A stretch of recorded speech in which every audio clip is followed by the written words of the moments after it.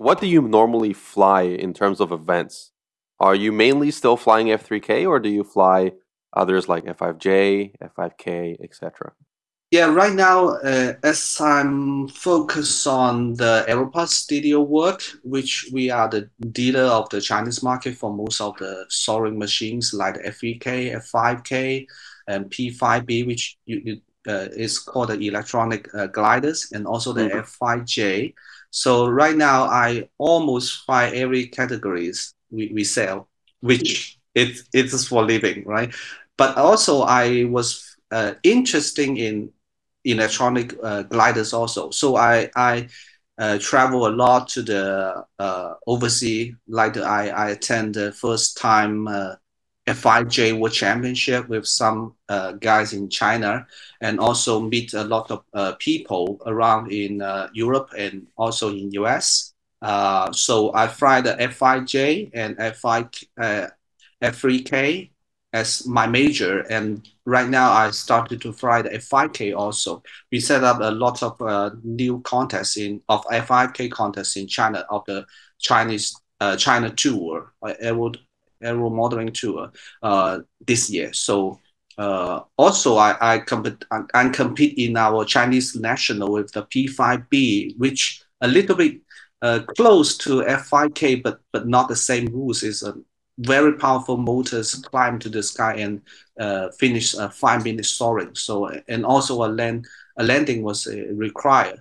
So this is another kind of the game. Maybe the other guy outside China didn't know that, but we have a very strong network and where a lot of pilots, especially in junior classes, flying the P5B is kind of a how to say a category for very new beginners and also easier to accept by the community to start to soaring with a motor.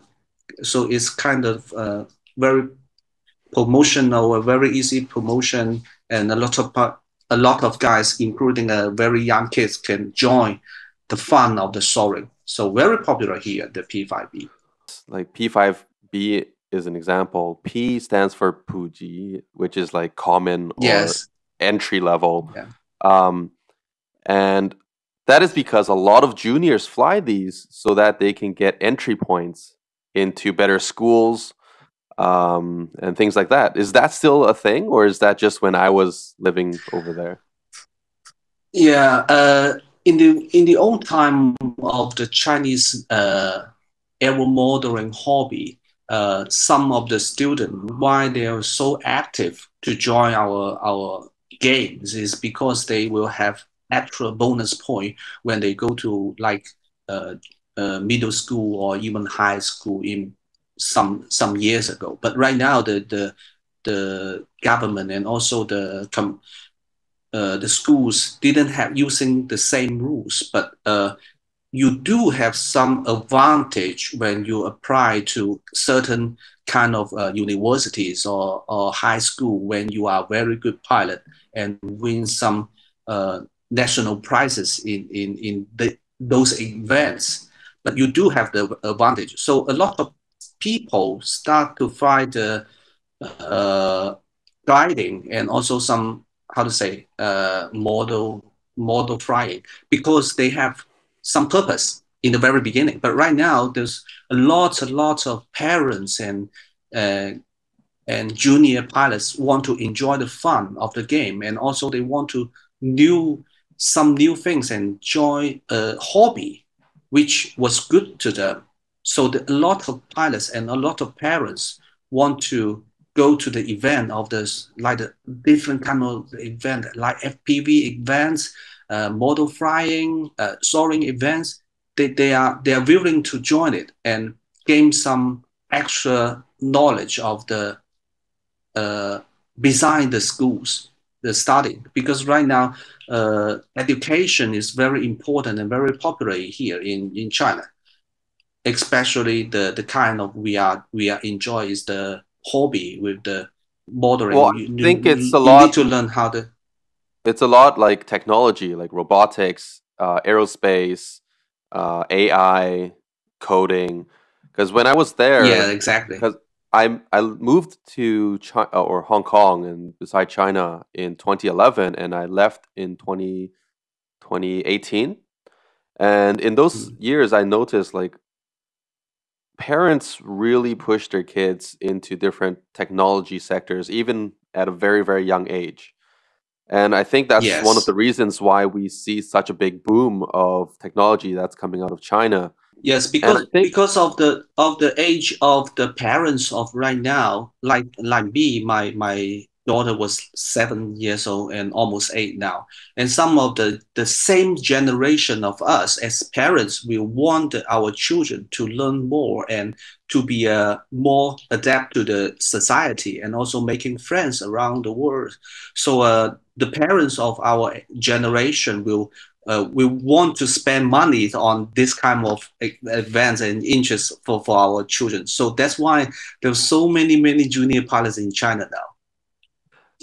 I remember you told me once the national championships for the juniors for P5B, and this was after the regional selections. So these are only the kids who were able to go to nationals. How many Yes. were there at the maximum for P5B alone? Uh, the P5B, which the electronic glider category for P5B for the junior national is around 260 something. That's only the national, not including the province elections and school elections. I think for the P5B market in China, maybe there's over thousands of pilots flying the P5B in China. See, that's crazy. Like, where else would you find like I don't even see 10 different juniors flying all over America, right? Because In all the it's events kind I of go to. different. Yeah. Right now, the lot of the schools and also the middle schools and primary schools, they have the after class education, which some of our friends was teaching them how to make the wooden gliders and how to manage to fly after class in that school. There is a class, actual class there. And those pilots, those friends was paid by the school and they need to have 1 or 2 classes each week for all around the students in the same school. There's so many schools have that class of the modelings and maybe some other kind of technology classes. So that's why you cannot imagine how many people there has the chance to know our hobby right now in China. That's incredible. I was recently talking to someone. They're also recent immigrants to Canada and also from China, Mm-hmm. and they have a 13-year-old kid. So he was flying DLGs in China. He's 13 years old. He came over to Canada, and I don't think they had any aero modeling club for people his age here in Calgary. Mm-hmm. And Mm-hmm. so what I understand is him and his parents, they started this online club and for other juniors to, learn aero modeling and stuff. And they're already up to like Mm. 50 kids around North America, Yeah. mostly Chinese, because I think they kind of got this together through like some Chinese social media apps and things like that. Network. Yeah. Network, Yeah. exactly. And Yeah. from what they told me, most of the parents is the same mentality as back in China. They want their kids to be more interested in different technologies. Maybe one Yeah. day they can be engineers. Maybe they'll have interest to be pilots, etc. I think it's just like the past year or several months. I don't think it's even been a year yet, and they're already starting to progress up into the next stage of RC, and Mm-hmm. it's Mm-hmm. incredible how like our culture kind of embraces this right now. Yeah, because you need to understand the situation of the Chinese thinking. Because from the very beginning, we are thinking about they have the purpose to do that Hmm. when they want to join the community of the RC models, the RC Hmm. network. But after that, when they figured out that how fun it is, and the student itself and the junior itself find a lot of good friends and find a lot of good things in our community, they started to have more interesting to fly longer time.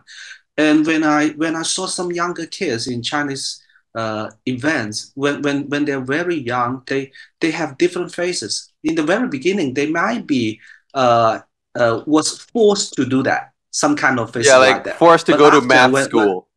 yeah, exactly. And then when they flying and they have so many funs during the event and they join a lot of friends, and after that, they even willing to go to a lot of events when we have a different event in China. We call it tour.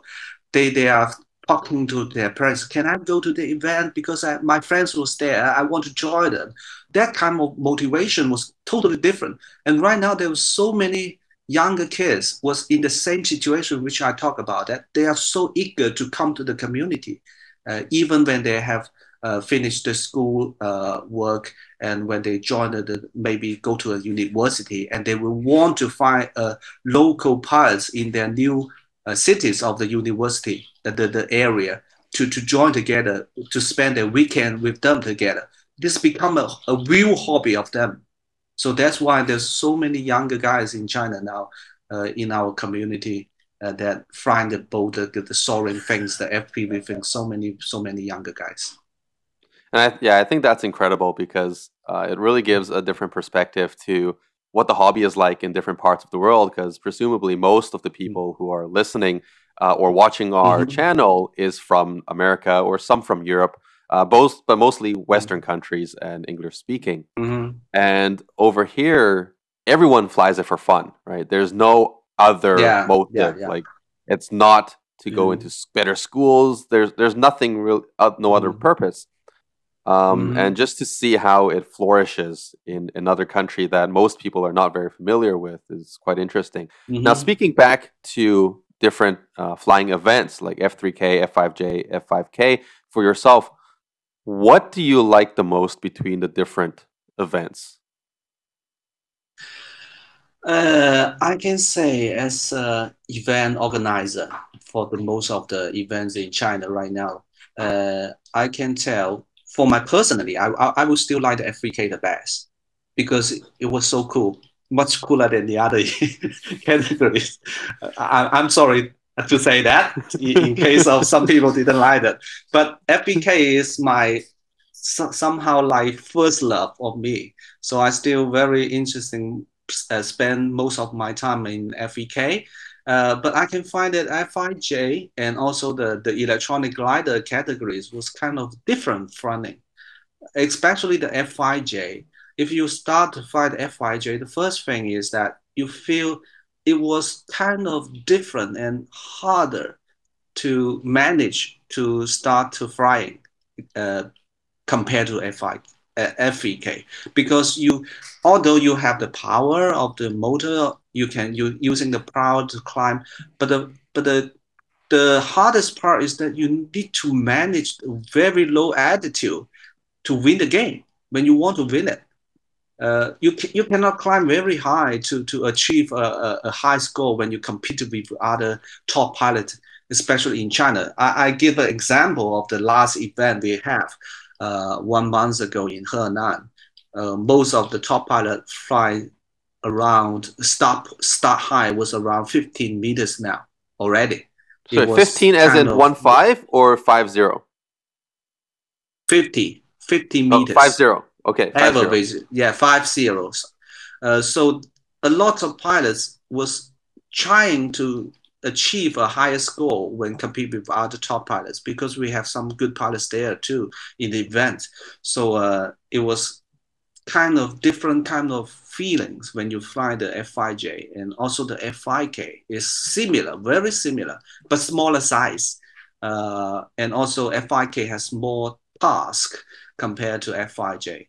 F5J is only one task with 10 minutes fighting, but the F5K is similar to F3K. They have a lot of like 1, 2, 3, 4, like OR last down, like the 3, 3, 4, like poker. Even poker was included in the F5K. So it's kind of different kind of feelings when you find those models, and also a different technique you need to learn when you go to the different events. So I can tell there's all very good event, and very good category for the pilots, which you should try, at least you should try and see whether you like it or not. Because some of the F5J pilots was kind of old pilots which cannot launch high compared to our FVK Junior and also very powerful launchers, which they feel more confident and feel more active flying the F5J right now in China.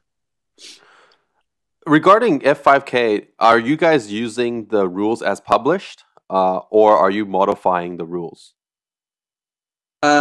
We use most of the rules except for the landing zoom that we didn't have time to set up in the very beginning as an organizer, which I talked to Brian some days ago, that we can feel that even with the similar landing and launching field as the FEK we're now using is also good to begin with at the FIK rules. But besides that, every rules was similar as the published one, FIK.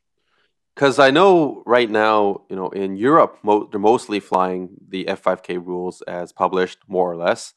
And then in the States, most of the people are not flying that. Instead, they have opted to include that in a DLG event, kind of like an electric assist DLG, to try to boost the popularity of DLGs again, right? So those who were not able to compete due to launch height or etc., and they can come back in and join. Right now, because it's very beginning ages of the FIK, because right now the rules was just coming out, and even the FAI didn't approve that. I was heard that it will be written in the code next year, but it was a very beginning phrases for everyone in the world, even in China, in Europe, in US. A lot of pilots didn't know actually how to fly the events and what the rule it should be. So in the very beginning phases, I think different idea will be good to try different kind of things, like even included in the FVK events, you using motors and launch to a similar high, like 60 or maybe 70 high. I think it's mostly like a 50-meter cutoff, and then they usually zoom a little bit higher. Yeah. I think it's good for the community too, to let people to try that first.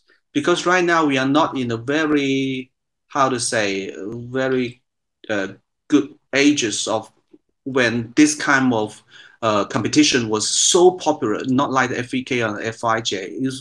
It was more, how to say, not too many pilots was getting involved than the other category in FIK. So in the very beginning phases, I think a lot of ways, no matter what, even in using a different kind of machines or maybe a little bit bigger, even wooden models can be allowed in the events to help to promote the category of the FIK. But because we are thinking about the FIK is kind of a different kind of category right now, and people should have the chance to fly it, no matter what kind of rule it is. But basically, I would suggest to follow some structure of the official rule, which already on the website now Brian was doing an amazing work working with different people to get around the rules, how it should be. So we should follow some kind of the rules, but we can use some local rules, depends on the situation, which different countries maybe have different kind of situation or advantage on setting up a suitable event for the pilot. I give an example of China. A lot of electronic gliders was there, but they mostly for P5B category, which they have a very strong motors in the nose rather than the very small one we're using for the FIK. But I will allow those people to join the competition and suggest them to using very short time for launching, because if we use like 6 seconds or 7 seconds as the rule set, maybe the model was like 200 meters high, even if we use the P5B models. So I would suggest them to cut a little bit of power to join the competition, and then they are willing to join it. And finally, they will feel that this kind of FIK is even more fun than the P5B category. So some of the people already changed the models to FIK rules and then start to focus on FIK events now. So it is a good thing for local organizer to using local rules to let more people to join the games. And now we have better pilots to join an official one of the FIK category. And that will be the next phase, I think. Yeah, we are in a very, early developmental stage of F5K right now. Yeah. And I think, honestly, I love the fact that it's being used as, electric assist DLGs in America, because it really helps get much more people back into the game. And I think people have already seen that participation has increased because of this new adaptation of allowing electric launch. Now, it's also interesting to see what happens after they try that, because I think some of the clubs have continued to simplify the rules, whereas some of the clubs also in the States have started to change the rules so that it's more similar to the F5K rules as published. So it's very interesting to see how people modify and continue to adapt the rules based on their experiences with the game. I think because it's a very new category, so a lot of people get involved into the game organizing or maybe join the competition will be good for the future. No matter how the rules it will be. Even the FVK rules, they change every year, But first, we need to get involved to as many people as we want to join the competition first. Are you still live streaming for events in China or only when you're overseas? I also do a live streaming in China too, but because when I go to competition as an organizer and also as a pilot, I didn't have enough time to do a lot of live streaming. But I will try to get a chance. Let's say when I'm not flying, I will want to record like a 3-minute or 5-minute video live streaming, and then I will post. It's not live streaming, but I will record it and post it in our group, because we have a lot of groups in like the QQ group, the WeChat group. Thousands of people there want to know what happens in the event. So I post some of the photos and some clips and some 3 to 5 minutes live recording, and then post it there. But I didn't do the live streaming because the network of the is different network. Not like the Facebook. Facebook can do a lot of live streaming. When I was outside China, in like Europe, I do a lot of streaming. And also because of I need to focus on organizing and also focus on the flying, so I cannot do 3 works together. I would do a lot of after editing and like the reporting review of the video to promote our sports after the event and let people know what the score is and what pilot was in and how they achieve and how to fly exactly. Yeah.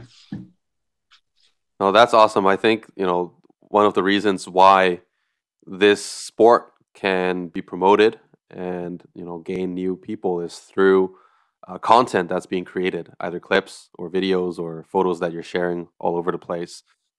It is very important. It's not only me and also some of the pilots like Shady and some pilot in our Aeropress team and also the Armstrong team already did a lot of work.